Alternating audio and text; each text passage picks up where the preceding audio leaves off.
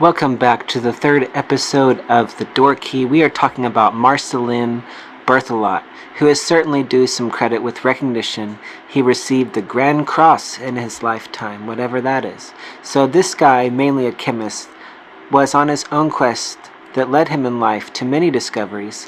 I mean, he conceptualized the first type of industrial ammonia, and if it were not for his involvement synthesizing the compounds we need for this industrial ammonia, the world would be just a little bit smaller.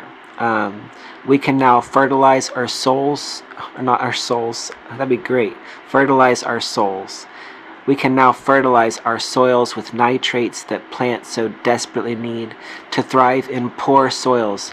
After much anticipation for nitrogen fixation, which was the discovery of codependency for plants and the process that makes the nitrogen accessible for them through the soil, such as a symbiotic and free-living bacteria, which have relationships. Yay, they have relationships.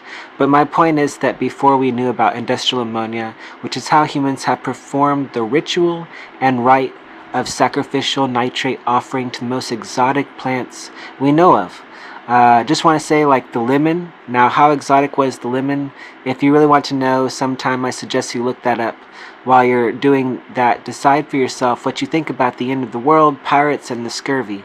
I hope you do your own research, because I'll be the first to tell you that we must all be descendants of zombies, and I know that's not going to be something that resonates well with you. So anyways, much after the last little ice age, which is one of the most beautiful books I have added to my memory, after all the famine and terrifying weather, somehow humans survived, which I do not believe, but that is a personal notation. During the late 1800s or so, the world was a little smaller because before we could industrialize fertilizer, we had to put limits on how many children people could have. Can you imagine the excitement when the government tells you that you can have as many kids as you want to because these great people have finally figured out nitrogen fixation? Thank you, Marcelline Berthelot, and all other tributes. I will say I asked my neighbor if she's about 73. Actually, she's 75 now almost.